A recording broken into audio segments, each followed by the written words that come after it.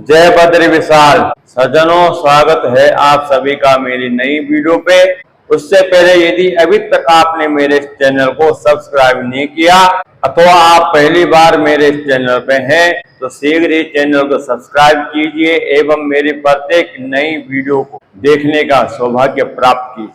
सज्जनों, शुरू करते हैं आज की वीडियो को। धर्मराज युधिष्ठिर कहने लगे, हे भगवान, आश्विन शुक्ल एकादशी का क्या नाम है? अब कृपा करके इसकी विधि तथा फल कहिए। भगवान श्री कृष्ण कहने लगे, हे युधिष्ठिर, पापों का नाश करने वाली इस एकादशी का नाम पापांकुशा एकादशी है।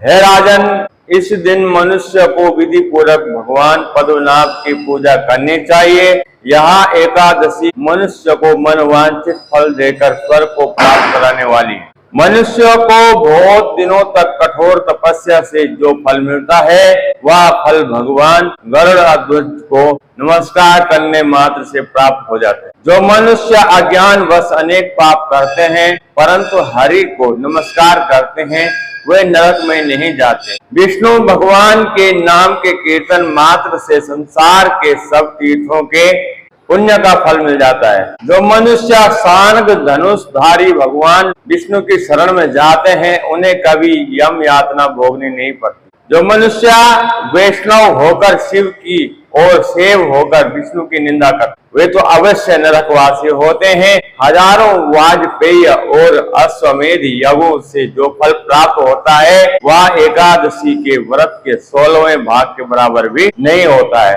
संसार में एकादशी के बराबर कोई पुण्य नहीं है। इसके बराबर पवित्र तीनों लोकों में कुछ भी नहीं है। इस एकादशी के बराबर कोई व्रत नहीं है। जब तक मनुष्य पद्मनाभ की एकादशी का व्रत नहीं करते तब तक उनकी देह में पाप वास करते हैं। हे राजेंद्र, यहाँ एकादशी स्वर्ग, मोक्ष, आरोग्य, यज्ञता, सुंदर स्त्री तथा अन्न और धन की देने वाली है।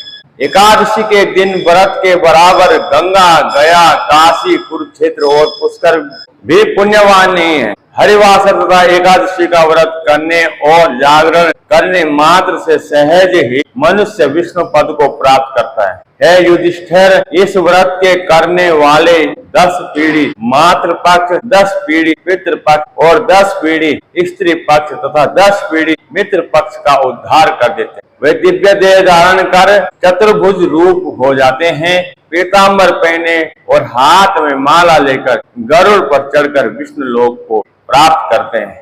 हे नेकोत्तम, बाल्यावस्था, युवा अवस्था और वृद्धावस्था इस व्रत को करने से पापी मनुष्य